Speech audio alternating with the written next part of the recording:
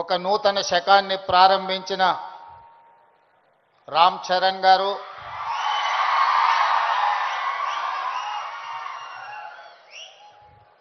అదేవిధంగా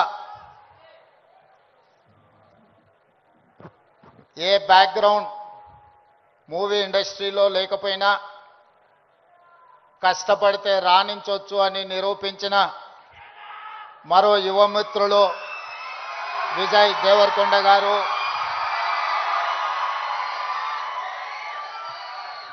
ఇవాళ మిత్రులారా ఈ వేదిక మీద ఉన్న మేమెవ్వరం పెద్ద పెద్ద బ్యాక్గ్రౌండ్ల నుంచి వచ్చిన వాళ్ళం కాదు.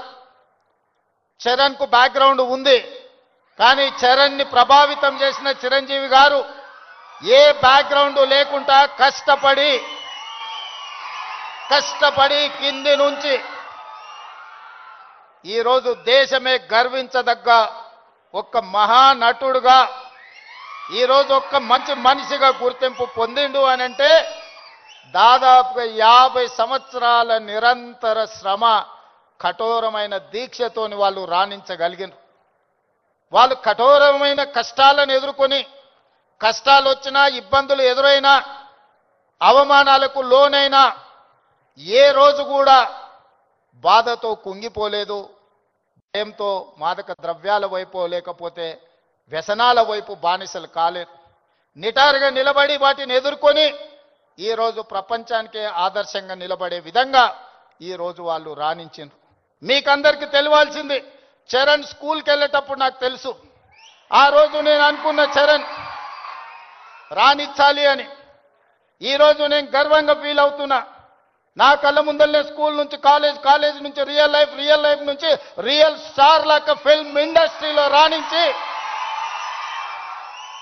ఈరోజు RRR ద్వారా ఆస్కర్ అవార్డుని సాధించి దేశానికి ఒక గౌరవాన్ని తెచ్చిపెట్టింది. అది అంత ఆశామాసిగా వారు సాధించిన విజయం కాదు. చిరంజీవి గారి పేరుంటే మనందరం మన ఇళ్లలో జరిగే ఫంక్షన్లకు ఆహ్వానిస్తాం, కానీ ఆస్కార్ అవార్డు మనం ఇయ్యలేం. కష్టపడ్డాడు కాబట్టి, రాణించుండు కాబట్టి ఈరోజు ప్రపంచమే ఆస్కార్ అవార్డు ఇచ్చి ఒక యువమిత్రుని గౌరవించింది. మరి దానికి కారణం కఠోరమైన దీక్ష, పట్టుదలతో ఆ రంగంలో రాణించడం.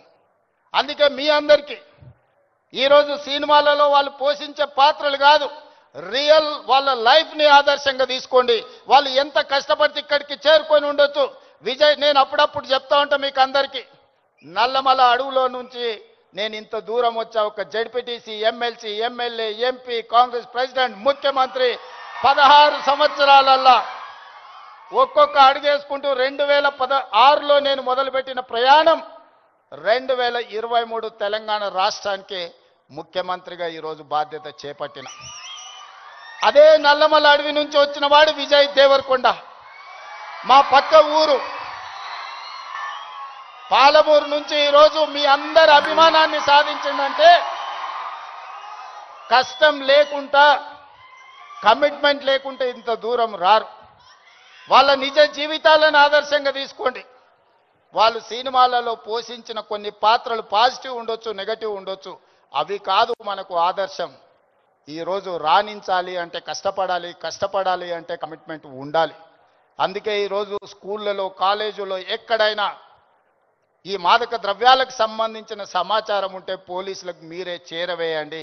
ఇంతకుముందే టోల్ ఫ్రీ నెంబర్ని మీకు అందరికీ డిస్ప్లే చేసిండ్రు. నో డ్రగ్స్ అనే దానికి మీరే వారధులుగా కాండి. ఇన్ఫర్మేషన్ వ్యవస్థనే పోలీస్ వ్యవస్థను బలోపేతం చేస్తుంది. ఈరోజు నియంత్రించాలి అంటే సమాచారం ఉండాలి. సమాచారం ఉండాలి అంటే ఆ సమాచారం కాలేజీలలో చదువుకుంటున్న విద్యార్థులు, పాఠశాలల్లో చదువుకుంటున్న విద్యార్థులు టోల్ ఫ్రీ నెంబర్కు మీరు సమాచారం అందించండి. తప్పకుండా వాటిని నియంత్రిస్తాం.